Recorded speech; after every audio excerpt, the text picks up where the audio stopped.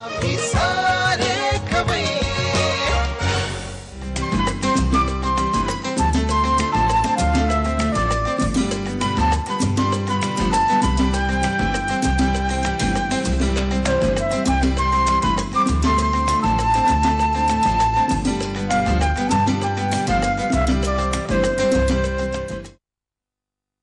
नमस्कार, आम्ही सारे खवय्येमध्ये मी राणी गुणाची तुमचं स्वागत करते. आपण आलो आहोत रत्नागिरीमध्ये. मुंबईपासून साधारणतः 350 किलोमीटरच्या आसपास रत्नागिरी हे अतिशय सुंदर असं गाव आहे. मोठा आणि विस्तीर्ण समुद्र किनारा याला लाभला आहे.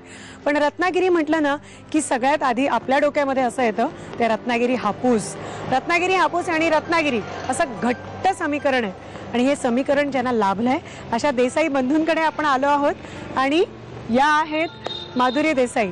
नमस्कार. नमस्कार. तुमचं पावसमध्ये आमच्या घरात स्वागत असो. थँक्यू. बरं, मला सांगा, गोड गोड गोड गोड हापूसचे आंबे खाणे आणि त्याच्यापासून विविध पदार्थ बनवणे याच्या व्यतिरिक्त तुम्ही काय करता?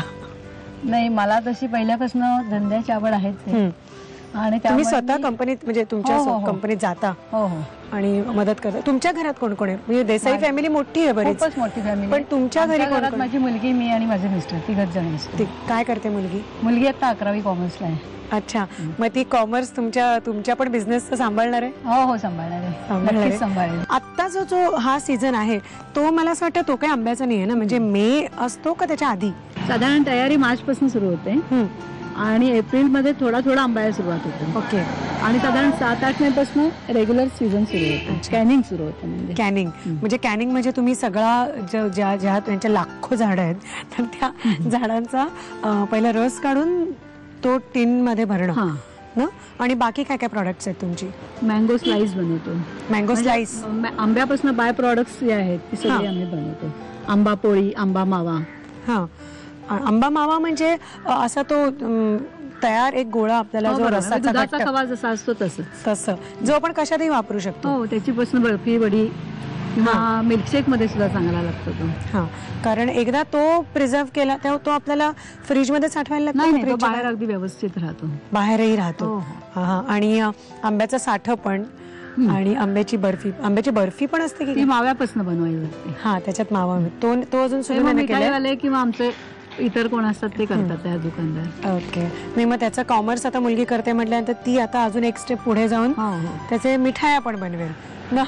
उत्तम. बरं, आज तुम्ही जे पदार्थ दाखवताय ते सगळे आंब्याचे आहेत की काय? नाही, आंब्याचे नाही आहेत, पण कोकणात तयार होणारे साधारणपणे. ओके. म्हणजे कोकणात तांदूळाचं जास्त महत्व आहे. तांदूळ हे जास्त मेन इथलं धान्य आहे. बरोबर. त्यामुळे तांदूळाचे आयते म्हणून पारंपरिक प्रकारे बरोबर तो मी आता दाखवणार आहे. सुरुवात आपण तांदूळाच्या पिठाचे आयते त्याच्यापासून करायची. ते नारळाच्या दुधाबरोबर ऍक्च्युअल खातात खरं. ओके ओके, ठीक आहे. तर आपण त्याचं साहित्य नीट बघूया, म्हणजे तुम्हाला इथे करता येतील. साहित्य: धुतलेल्या तांदूळाचं पीठ, आंब्याचा रस, नारळाचं दूध, नुसता नारळ खरबडलेला, मीठ, गूळ आणि वेलचीची पावडर. साहित्य आपण बघितलं काय काय घेतलं. आणि मला सांगा वहिनी, आता काय करतोय आपण? आता आपण आयत्याचं पीठ भिजवून घ्यायचं. पीठ भिजवतोय आपण आयत्याचं. आयते म्हणजे हे एक प्रकारचे घावन आहेत. हो हो ना. आणि हे जे पीठ घेतलंय आपण, तर हे नेहमीच पीठ आहे का तांदूळाचं का काय? तांदूळ धुवून घ्यायला लागतात. अच्छा. आणि शक्यतो बासमती घेतले तर जास्त चांगलं होतं. त्याचा सुगंध पूर्ण म्हणजे आयते घालायला सुरू केलं की पूर्ण घरभर असा मस्त लुसलुशीत आयते. वाव,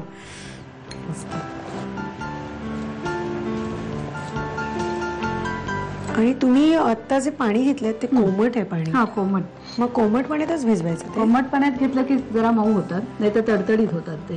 हा, मग हे करायलाच पाहिजे. म्हणजे घेताना तुम्ही साधं पाणी घेऊच नका. त्या म्हणतात त्याप्रमाणे ते असे थोडेसे असे कडकसर होतील ना. तर त्याच्याऐवजी जर कोमट पाणी घेतलं तर चांगले मऊ आणि लुसलुशीत आपल्याला मिळते. तेल हवे आधी?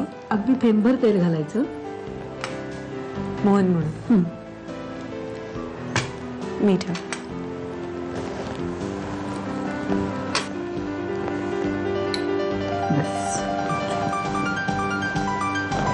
मी घालू पाणी? तुम्ही घालवता? थोडं थोडं घाला.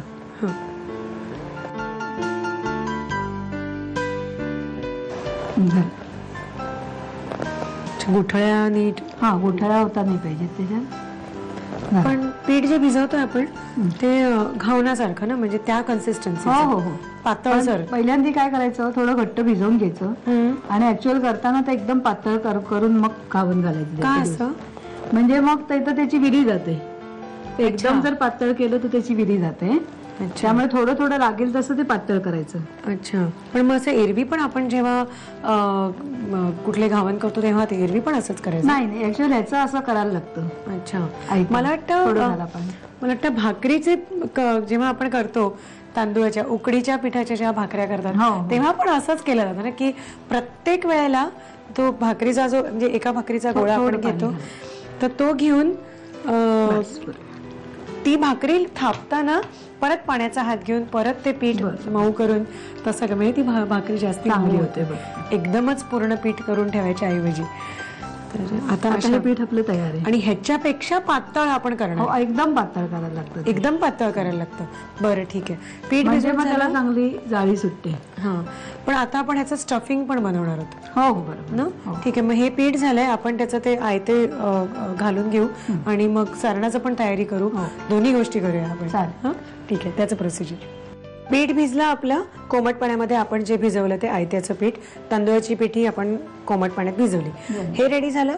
आता ते तुम्ही म्हणता स्टफिंग आपण करायचंय, तर त्याच्यासाठी आपण हापूसच्या आंब्याचा रस घेतलेला आहे. आणि चक्क आता म्हणजे या सीझन मध्ये सुद्धा आपल्याला हापूसचा आंबा मिळतोय तुमच्यामुळे. मस्त हापूसचा रस आहे. अशा ऍक्च्युली 3-4 वाट्या नुसते बसून खायला पाहिजेत खरं. पण ठीक आहे, सध्या तुम्हाला सारण दाखवतो.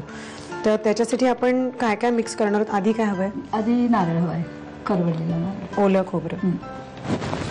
नारळाच्या वगैरे पण बागा लावलेत की नाही तुम्ही? आहेत ना. आहेत ना, नारळ पण असतील ना. आणि आंब्याचा रस.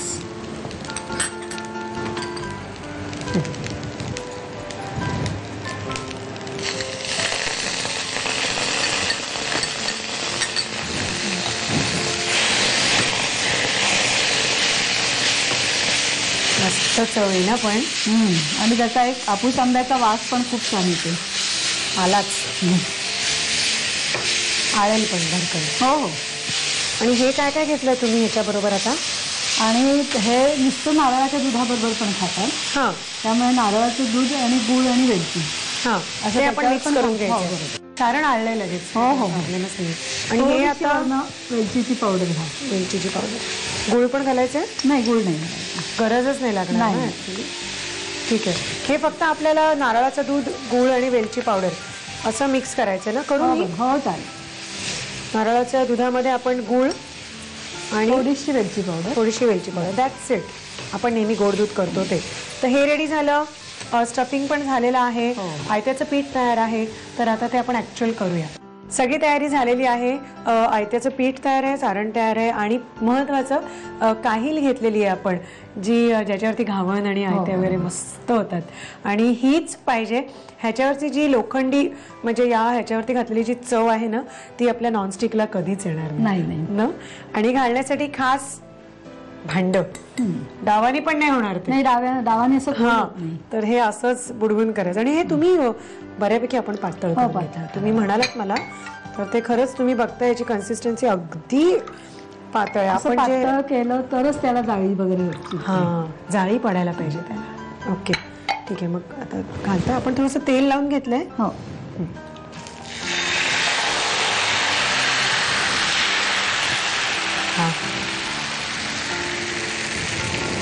मस्त मस्त. ते होऊ दे ना.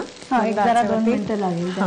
आणि आपण जे सारण बनवलंय हापूसच्या आंब्याचा मस्त रस पल्प घालून, कारण यांच्याकडे तो मुबलक आहे, तर तो घालून आपण हे सारण बनवलंय.